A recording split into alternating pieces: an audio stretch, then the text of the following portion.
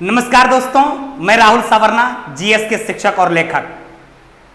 आज हम आपके बीच लाए हैं न्यूमेरिकल का एक ऐसा टॉपिक जिससे एग्जाम में कई एक सवाल पूछा गया है, चाहे वो एलपी का एग्जाम हो, टेक्नीशियन का हो या ग्रुप डी का हो। और इस चैप्टर को यदि आप इसके न्यूमेरिकल को देख लेते हैं तो आने वाला जो 17 अगस्त से आपका ग्रुप डी स्टार्ट हो रहा है, चाहे आपका किसी भी सिटी में एग्जाम हो, आप यदि इस चैप्टर को देख लेते हैं या फिर पूरी न्यूमेरिकल को देख लेते हैं केमिस्ट्री और फिजिक्स में, तो एक भी क्वेश्चन आपसे नहीं छूटेगा। इसलिए मेरे दोस्त, आइए आज ये चैप्टर जो स्टार्ट कर रहे हैं, ये बिलियन एवं अनुभार का, यानी बिलियन से संबंधित, अनुभार से संबंधित जो सवाल न्यूमेरिकल जो आपसे एग्जाम में पूछा जाता है, जो एग्जाम में पूछा गया है, वैसे सवालों का डिस्कशन करते जा रहे हैं। इसलिए आप कंटिन्यू बने रहिए और इसको अच्छी तरीका से पूरा वीडियो देखिए और देखने के बाद आप एक बार खुद से इन सारे सवाल को जरूर बनाइए ताकि 100% यह आपका अपना हो जाए। यदि हमारा सेशन न्यूमेरिकल का लगातार आपका अच्छा लगता है तो अपने दोस्तों तक हमारे इस चैनल को जरूर पहुंचाइए ताकि वो भी अपने जीवन में सफलता हासिल कर सके, आप भी और आपके दोस्त भी अपने माता पिता के सपनों को पूरा कर सके। तो आइए आते हैं, देखते हैं क्वेश्चन क्या कहता है। भाई, ये घोल बिलियन एक चैप्टर है, उसी का ये सवाल है। पहला सवाल है कि 1 बिलियन में पानी का 320 ग्राम मात्रा, पानी कितना मात्रा में है? 320 ग्राम मात्रा, 47 ग्राम लवण की मात्रा है। यानी कहता है कि 1 बिलियन जो है उसमें पानी है 320 ग्राम और लवण है 47 ग्राम, वो दोनों का मिला हुआ 1 बिलियन है। उसमें कहता है कि द्रव्यमान प्रतिशत द्वारा बिलियन की सांद्रता की गणना करें। गौर कीजिएगा, जब आपसे एग्जाम में द्रव्यमान प्रतिशत पूछा जाए तो द्रव्यमान प्रतिशत को निकालने के लिए एक फॉर्मूला होता है, वो फॉर्मूला सबसे पहले आपको पता होना चाहिए। तो कहेंगे सर फॉर्मूला क्या है? तो गौर कीजिएगा, द्रव्यमान प्रतिशत की यदि बात होगी तो द्रव्यमान प्रतिशत के लिए फॉर्मूला होता है विलय का द्रव्यमान, विलय का द्रव्यमान बटा बिलियन का द्रव्यमान, विलय का द्रव्यमान बटे बिलियन का द्रव्यमान। अब है क्या? गुने 100, विलय का द्रव्यमान बटे बिलियन का द्रव्यमान गुने 100। ये एक भरबली फॉर्मूला हो गया। आराम से आप देखेंगे, घोल और बिलियन का जो सवाल आपसे पूछा जाए तो इसमें ध्यान क्या रखना है कि यदि द्रव्यमान प्रतिशत आपसे पूछा जाए तो द्रव्यमान प्रतिशत को निकालने के लिए फॉर्मूला होता है कि विलय का द्रव्यमान बटे बिलियन का द्रव्यमान गुने 100। ये तो सबका क्लियर हो गया। अब सवाल यह है कि कुछ बच्चे कहेंगे कि सर विलय क्या होता है, बिलियन क्या होता है? क्लियर? तो आप 1 मिनट हमको समय दीजिए, ये तीनों टर्म आपको समझ में आ जाएगा। एक होता है बाबू विलय, दूसरा शब्द होता है विलायक, विलायक, और एक शब्द होता है विलियन। क्लियर? ये 3 शब्द आपको यदि समझ में आ जाता है तो आप 100% इसको समझ लीजिएगा। थोड़ा सा आप टाइम दीजिए। अभी घोल बिलियन का जो न्यूमेरिकल आप अभी देखने जा रहे हैं, इसमें देखिए एक टर्म होता है विलय,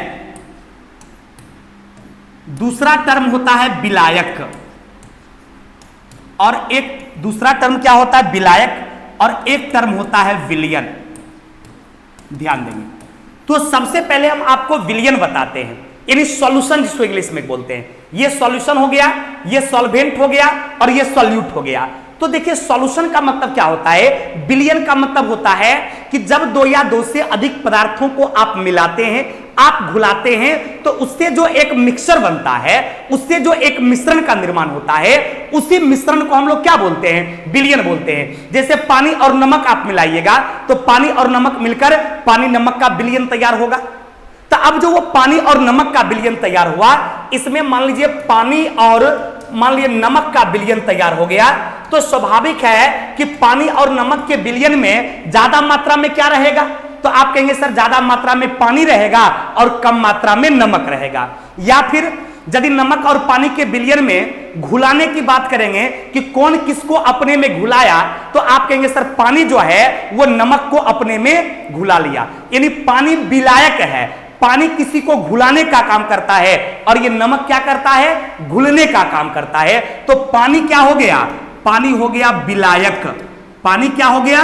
विलायक। और नमक क्या हो गया? नमक हो गया आपका विलय। पानी क्या हो गया? विलायक। और नमक क्या हो गया? विलय। इसका मतलब विलयन जो है, ये विलयन बराबर क्या कह सकते हैं? विलायक प्लस विलय। विलयन बराबर क्या हो जाएगा? विलायक प्लस विलय।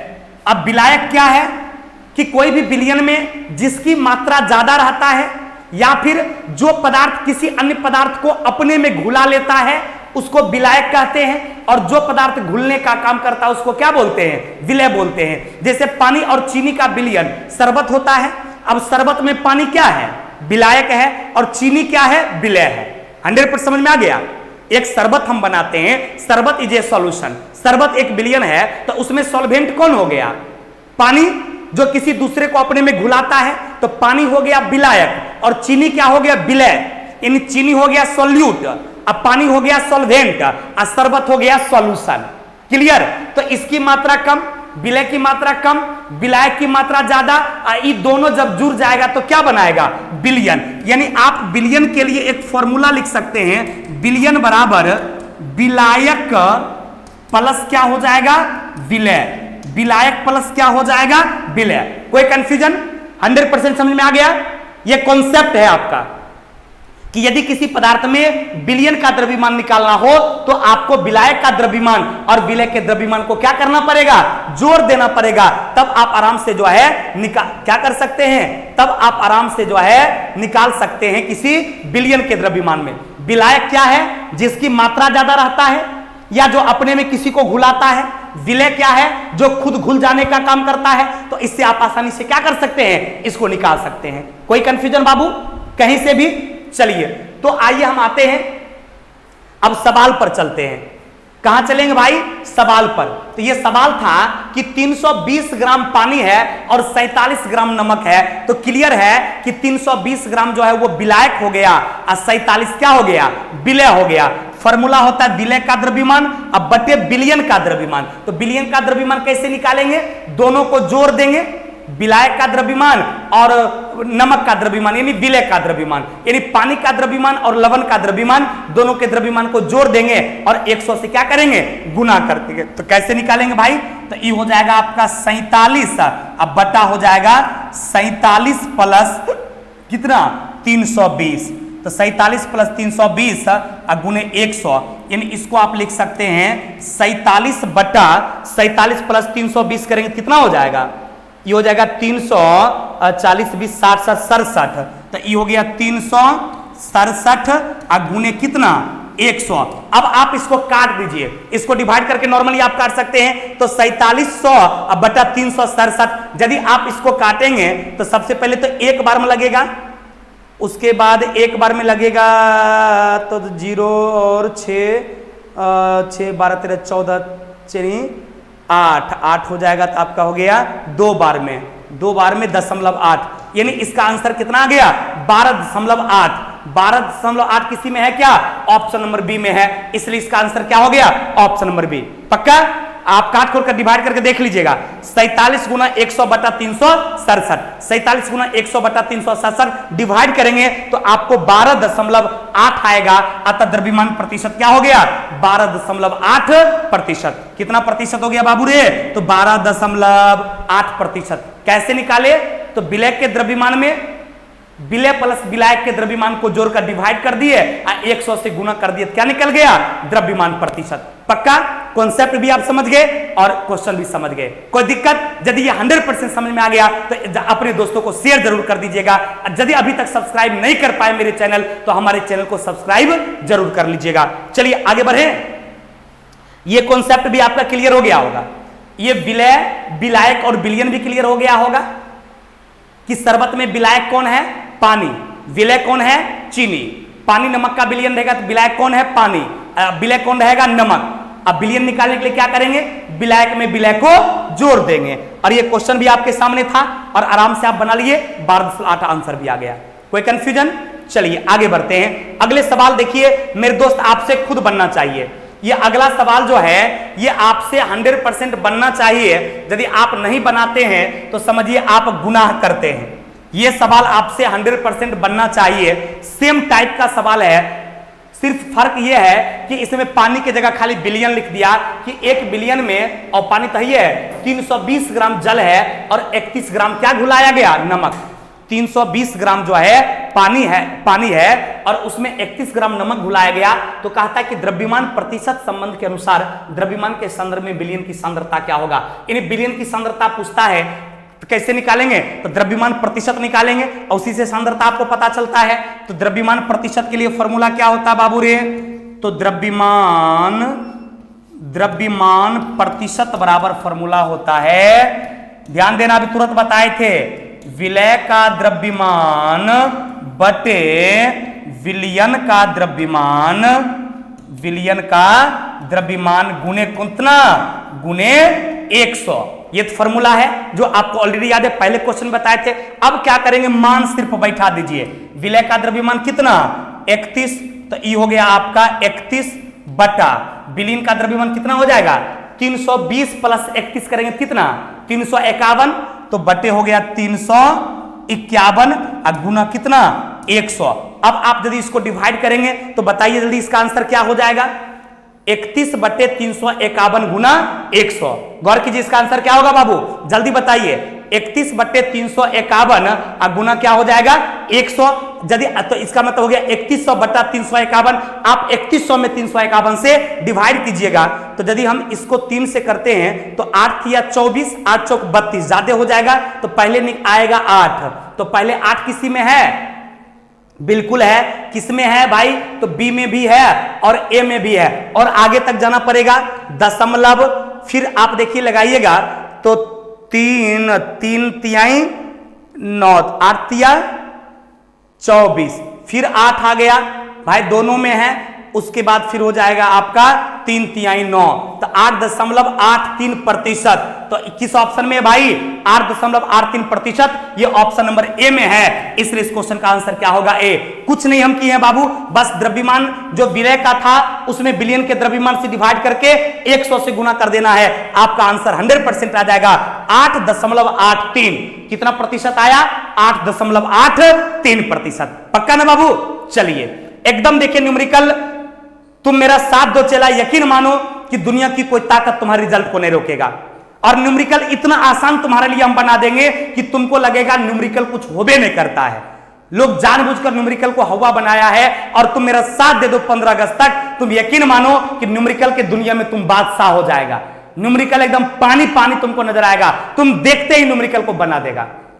क्लियर, बस लेकिन थोड़ा सा प्रैक्टिस की आपको आवश्यकता है। आप 100% इस सवाल को समझ गए होंगे, और इस तरह के कोई भी सवाल आपसे पूछेगा तो हम आपसे उम्मीद करते हैं कि 100% आपसे बनना चाहिए। नहीं बनेगा तो समझिए आप गुनाह अपने आप के साथ कर रहे हैं, आप इसका मतलब पूरा का पूरा अच्छे तरीका से नहीं देखते हैं। क्योंकि सिर्फ न्यूमेरिकल देख लेने से नहीं बनेगा, आपको अच्छी तरीका से पूरी वीडियो देखना। बहुत सारा बच्चा क्या करेगा पता है, चला देख लेगा, अच्छा न्यूमेरिकल है ठीक है, एक दो सवाल देख लिया अपना चल गया, तब तक व्हाट्सएप पे मैसेज आ गया, तब तक किसी गर्लफ्रेंड का फोन आ गया या किसी को बॉयफ्रेंड का फोन आ गया, बतियाने लगा, भूल गया न्यूमेरिकल को देखना है। और फिर अगला दिन पता चला था दूसरा न्यूमेरिकल आ गया, तो पहला वाला पेंडिंग में रह गया। छूट यदि जाए न्यूमेरिकल तो अगले दिन, चूंकि अपलोडेड चीज रहता है ना बाबू रे, तो आप इसको कभी भी बना सकते हैं, कभी भी दे सकते हैं। इसलिए पूरा का पूरा न्यूमेरिकल 100% आपको डिवोशन के साथ टाइम देकर देखना पड़ेगा, तभी एग्जाम में सवाल बनेगा। और जब तक न्यूमेरिकल पर आपका कमांड नहीं होगा तब तक रिजल्ट लेना आपके लिए मुश्किल हो जाएगा। यह बात सत्य है, प्लस करवा है, और करवा चीज सत्य चीज करवा होता ही है। इसलिए मेरे दोस्त हमसे बोला जाता है और तुम मेहनत करो, यकीन मानो कि मैथ्स और न्यूमेरिकल साइंस का ये दो चीज और कंट्रोल हो जाएगा ना, तो रिजल्ट तो कोई नहीं रोकेगा। क्योंकि ग्रुप डी वाला का जीके जीएस ठीक ही रहता है, साइंस विंस आर्ट्स सब उससे स्टैटिक सब बनता है। रीजनिंग को तो कहता है कुछ नहीं, रीजनिंग पट बना देता है, रीजनिंग में कुछ है ही नहीं है। जानबूझकर रीजनिंग को लोग झूठे हवा बना दिया कि बाप रीजनिंग टफ कुछ नहीं पूछता है रीजनिंग में, चला और तुम लोग बनाता होगा खुद पता चल जाता होगा रीजनिंग कुछ भी नहीं है और आसान से बन जाता हो। बस तुमको मैथ्स और न्यूमेरिकल ये दो चीज पर फोकस करना है, तुम्हारा रिजल्ट ग्रुप डी में तय हो जाएगा। बाद बाकी जो साइंस आर्ट्स स्टैटिक या रीजनिंग जो तुम पढ़ लिया है सिर्फ उसी का प्रैक्टिस करो, सिर्फ उसी का रिवीजन करो, निश्चित रूप से तुम्हारा रिजल्ट हो जाएगा। क्लियर, अब एक्स्ट्रा आपको दिमाग लगाने का, एक्स्ट्रा पढ़ने की कोई आवश्यकता नहीं है। जो पढ़े हैं उसका रिवीजन प्लस मैथ का भरपूर प्रैक्टिस और न्यूमेरिकल डेली 1 घंटा न्यूमेरिकल, आधा घंटा आप देखिए, आधा घंटा खुद से बनाइए। 1 घंटा न्यूमेरिकल रोज दीजिए ना, अरे 2 से 3 क्वेश्चन 4 क्वेश्चन पूछ देगा न्यूमेरिकल, और यदि आप बना दिए तो लाखों लाख बच्चा जो छिड़ी आ जाएगा आपसे पीछे। क्लियर? तो आइए अगला सवाल क्या कहता भाई, कहता है कि 150 ग्राम पानी में 50 ग्राम चीनी घोला गया, यानी 150 ग्राम पानी में 50 ग्राम चीनी घोल के क्या किया, शरबत बना दिया। गर्मी का समय है, शरबत भाई पीना ही चाहिए, तो 150 ग्राम पानी लिया, अब 50 ग्राम चीनी मिला के शरबत बना दिया, तो कहता है कि द्रव्यमान प्रतिशत क्या होगा। तो पक्का निकाल लीजिएगा आप, नहीं मास परसेंटेज पूछा तो मास परसेंटेज के लिए क्या करेंगे, विलय का द्रव्यमान कितना है 50। फॉर्मूला बार बार लिखने की कोई आवश्यकता नहीं है, आपको ऑलरेडी याद है कि विलय का द्रव्यमान बटे विलीन का द्रव्यमान गुने 100, दोनों सवाल में लिखे ही थे। तो ये हो गया 50, अब बट्टा विलीन का द्रव्यमान कितना हो जाएगा 150 प्लस 50, चूंकि विलायक और विलय ये दोनों को जोड़ देंगे तब में विलयन, तो 150 प्लस 50 कितना 200, तो हो गया 50 बटे 200 और गुना फॉर्मूला से 100, ई कट जाएगा 2 बार में, ई भी कट जाएगा 25, तो इसका आंसर कितना आ गया भाई 25। नॉर्मल सवाल है, 25 किस ऑप्शन में है, ऑप्शन नंबर सी में है। मेरे दोस्त इसका आंसर क्या हो गया, ऑप्शन नंबर सी। सबसे बन गया होगा, एकदम क्वेश्चन देख के आप तुरंत बना लीजिए। कहता है कि 150 ग्राम पानी में 50 ग्राम चीनी मिला के शरबत बनाया, तो शरबत का द्रव्यमान कितना 200 हो गया, 150 प्लस 50 चीनी का 50, तो 50 बट्टे 200 गुना 100, काट खोट किए तो आंसर क्या आ गया 25। किस ऑप्शन में है, सी में है, इसलिए इसका आंसर क्या हो गया ऑप्शन नंबर सी। पक्का ना? चलिए तो आगे आते हैं।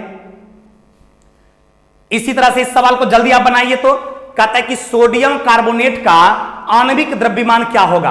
आणविक द्रव्यमान निकालने के लिए क्या बताए थे, किसी भी तत्व का परमाणु द्रव्यमान को उसके नंबर ऑफ एटम जितना दिया हुआ रहता है उससे गुना करके सबको जोड़ देंगे तो उस यौगिक का आणविक द्रव्यमान निकल जाएगा। तो यह बोला था सोडियम कार्बोनेट का, किसका बोला बाबू रे, Na2CO3, सोडियम कार्बोनेट का आणविक द्रव्यमान। सोडियम कार्बोनेट का आणविक द्रव्यमान आपसे पूछा कि कितना होगा, तो इसके लिए क्या करना होगा, इस सारा का द्रव्यमान को उसके नंबर ऑफ एटम से गुना करके जोड़ना पड़ेगा। तो सोडियम का परमाणु द्रव्यमान कितना 23, तो 23 गुने 2 परमाणु है तो गुना 2 प्लस कार्बन का 12 प्लस ऑक्सीजन का 16, लेकिन 3 परमाणु है तो 16 48, सबको जोड़ दीजिए। 23 दूना कितना, 23 दूना 46, तो 46 प्लस 12 प्लस 48, सबको जोड़ देंगे, 6 2 8 8 16, 16 के 6 बाकी 1 और 4 1 5 5 4 9 1 10, तो कितना निकल गया बाबू रे 106 निकल गया। सोडियम कार्बोनेट का द्रव्यमान कितना निकल गया, आणविक द्रव्यमान 106। किसी ऑप्शन में है क्या, ऑप्शन नंबर डी में है, इसलिए इसका आंसर क्या हो जाएगा ऑप्शन नंबर डी यानी 106। अब मान लिया जाए ये सोडियम कार्बोनेट का पूछा, आपसे एग्जाम में कैल्शियम कार्बोनेट का पूछ देगा, ग्लूकोज का पूछ देगा, मैग्नीशियम हाइड्रोक्साइड का पूछ देगा, कैल्शियम हाइड्रोक्साइड का पूछ देगा। चूंकि एग्जाम का पूछा गया, ग्रुप डी में 2018 में ये पूछा गया सवाल है, तो इस तरह में किसी का भी आपसे आणविक द्रव्यमान पूछा जाए तो उस तत्व का जो द्रव्यमान होता है उसमें नंबर ऑफ एटम जितना रहता है उतना से गुना करके सबको क्या करेंगे, जोड़ देंगे, तो आपका आणविक द्रव्यमान निकल जाएगा। पक्का ना? चलिए मेरे दोस्त, तो क्लियर हो गया। ये कितना आंसर आ गया इसका 106, 100%। यदि समझ में आ गया बाबू और समझ में आ रहा है तो चैनल सब्सक्राइब नहीं कर पाए हैं तो हमारे चैनल को सब्सक्राइब करके शेयर जरूर कर दीजिएगा मेरे दोस्त। आपसे आशा नहीं बल्कि पूर्ण विश्वास रखते हैं कि आप लोग इसको शेयर जरूर करते होंगे और लगातार करते जाइए ताकि आपके दोस्त भी इसको आसानी से देख सके और इसका फायदा ले सके। चलिए आगे आइए, ये क्वेश्चन तो सबसे बन गया। अब देखिए ये थोड़ा सा टफ लग रहा होगा लेकिन ये भी आपसे बन जाएगा। कहता है कैल्शियम हाइड्रोक्साइड का सापेक्ष द्रव्यमान क्या होगा। तो ये कैल्शियम हाइड्रोक्साइड का ध्यान दीजिएगा, जब ये ब्रैकेट में कोई चीज लिखा हुआ रहे ना तो ब्रैकेट में जितना तत्व रहता है और उसके बाहर जितना परमाणु रहता है तो इस सब का परमाणु होता है, यानी इसका मतलब हो गया ऑक्सीजन का भी 2 परमाणु और हाइड्रोजन का भी 2 परमाणु। बहुत लोग क्या सोचता है कि हाइड्रोजन का 2 परमाणु सोच लेगा और ऑक्सीजन के बारे में सोच भी नहीं करेगा, तो इसमें हाइड्रोजन का भी परमाणु हो जाएगा और आपका ऑक्सीजन का भी हो जाएगा। एकदम गौर कीजिएगा। तो ये कैल्शियम हाइड्रोक्साइड है, छोड़ दो कट, कोई दिक्कत नहीं, क्या हुआ। अब देखिए ये क्या है, ये कैल्शियम हाइड्रोक्साइड का सापेक्ष द्रव्यमान पूछा। तो कैल्शियम हाइड्रोक्साइड का यदि मान लीजिए आपसे सापेक्ष द्रव्यमान पूछा तो सबसे पहले क्या करना होगा आपको, कैल्शियम हाइड्रोक्साइड का द्रव्यमान आपको याद होना चाहिए, कैल्शियम का, ऑक्सीजन का, हाइड्रोजन का, और नंबर ऑफ प्रोटॉन से गुना करके जोड़ देंगे तो कैल्शियम का होता है 40 प्लस ऑक्सीजन का 16, लेकिन 2 परमाणु है तो 16 गुना 2 अब प्लस हाइड्रोजन का 1 गुना 2, सबको जोड़ दो, ये हो गया 40 अब प्लस कितना 16 दूना 32 अब प्लस 2, सबको जोड़ कितना हो जाएगा 40 30 70 70 4 74, तो 74 है किसी ऑप्शन में क्या 74 है ऑप्शन नंबर डी में। तो चलिए मेरे दोस्त इसका आंसर क्या हो गया ऑप्शन नंबर डी, पक्का ना। इसका आंसर क्या हो गया बाबू रे, तो इसका आंसर हो गया ऑप्शन नंबर डी। कोई कंफ्यूजन, गर्मी थोड़ा बढ़ा दिया नहीं चला, अच्छा कोई बात नहीं बाबू, गर्मी बढ़ जाएगा गर्मी में, ठंडी बढ़ जाएगा ठंडे में, बरसात हो जाएगा बरसात में, लेकिन आपके लिए ठंडी गर्मी और बरसात सब एक जैसा होना चाहिए, क्योंकि आप तो नौकरी की तलाश में निकले हैं, आपको तो नौकरी करना है, इसलिए ना ठंडा समझना है, ना गर्मी समझना, ना बरसात समझना मेरे दोस्त, क्योंकि जब नौकरी हो जाएगा तो आप जब चाहेंगे तब ठंडा मना सकते हैं, और जब चाहेंगे गर्मी मना सकते हैं, जब चाहेंगे दिवाली मना सकते हैं, और जब चाहेंगे छठ मना सकते हैं।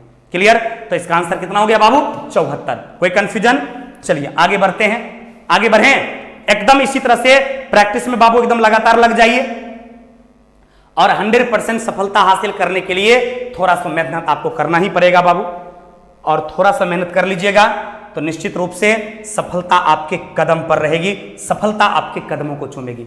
यह क्वेश्चन देखने से थोड़ा बड़ा लग रहा होगा, लेकिन बनना चाहिए आपसे, और सीख लीजिए, नहीं भी बनेगा टेंशन नहीं लेना है। यह एएलपी में पूछा गया क्वेश्चन है, असिस्टेंट लोगो पायलट, जिसका वैकेंसी हमको लगता है कि 2024 में सरकार बनने वाली है, पुनः जिसकी भी सरकार बने तो वैकेंसी तो देगी ही, तो 2024 के शुरू में या बीच में एलपी का वैकेंसी आ सकता है। बहुत सारे लोग कह रहे हैं 22 के लास्ट में आ जाएगा, 23 में आ जाएगा, ये सब समझो क्या है, ये सब खाली मार्केटिंग है। चला, एलपी की वैकेंसी 2024 में आ जाएगा।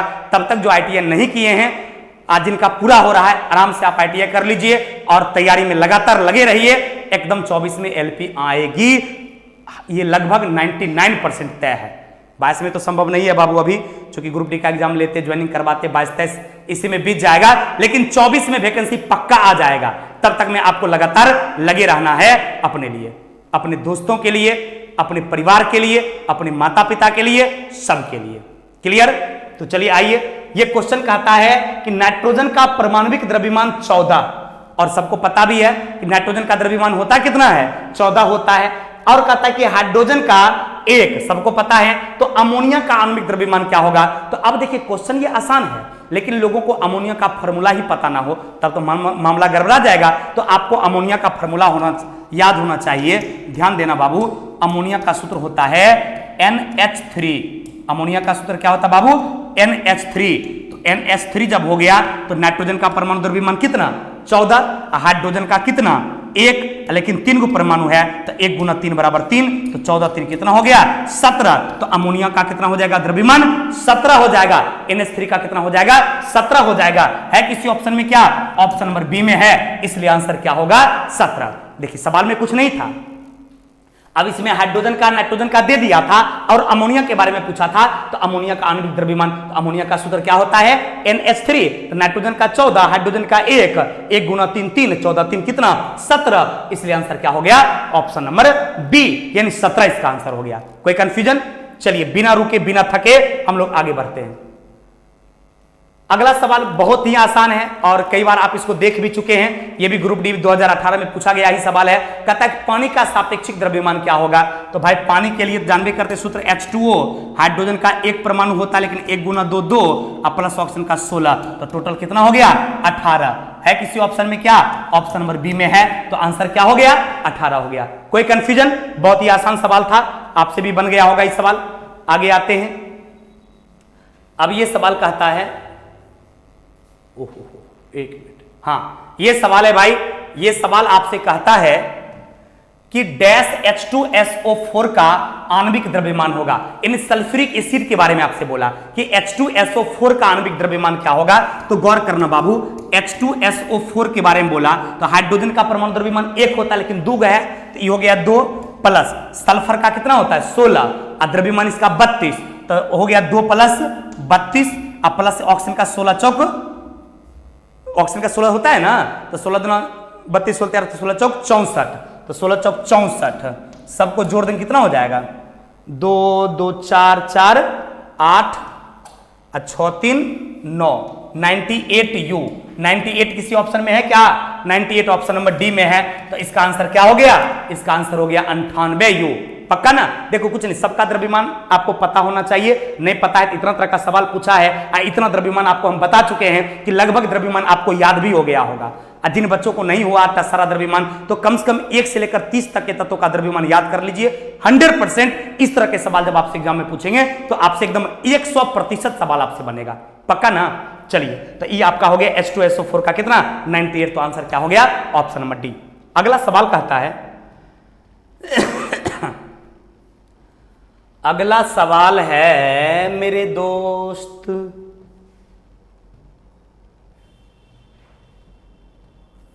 नहीं चला, एक लड़का कमेंट में लिखा था, बड़ा अच्छा लगा पढ़ के, याद आ गया, हम बोल देते हैं। एक चला कहा था कि पानी पानी सब कहते हैं, गंगा का जल कुछ और है।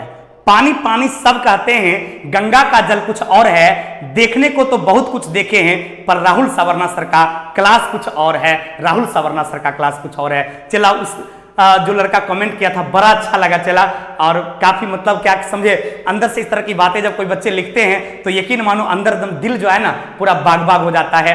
और आप लोगों ने जो प्यार देते हैं और जो दे रहे हैं, इसी तरह का प्यार बनाए रहिएगा। निश्चित रूप से ये संबंध जो हमारा आपका है, ये एक दिन का संबंध नहीं, ये आपकी सफलता तक का संबंध नहीं, ये आपकी पूरी जिंदगी का संबंध है। हम आपके हैं और आप लोग हमारे हैं।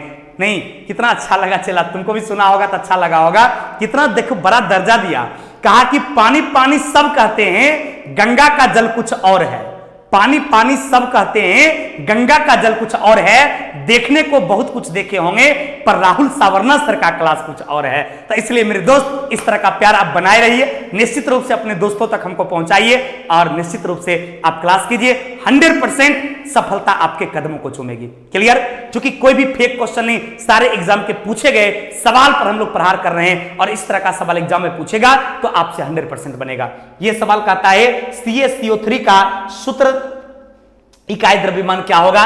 कैल्शियम कार्बोनेट के बारे में बोला था, तो CaCl2 के बारे में बोला, कैल्शियम क्लोराइड के बारे में। CaCl2 का मतलब कैल्शियम क्लोराइड के बारे में बोला, तो कैल्शियम का होता बाबू 40 प्लस, इसका होता क्लोरीन का कितना, परमाणु द्रव्यमान 35, तो 35 दशमलव कुछ होता है, तो 35 से मान लिया जाए, तो 35 दूना कितना 70, तो 35 दूना 70, तो 7 4 कितना 11, 110 आ गया। 110 दशमलव कुछ आता, तो 110 के आसपास कोई ऑप्शन में है क्या।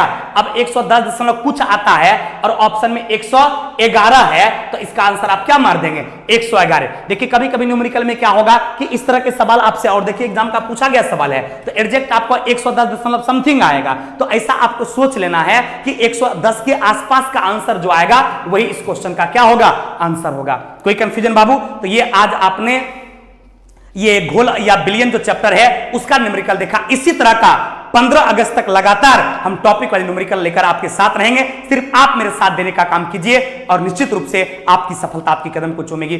Thank you very much. अपना ख्याल रखिए और बढ़िया से पढ़िए। धन्यवाद।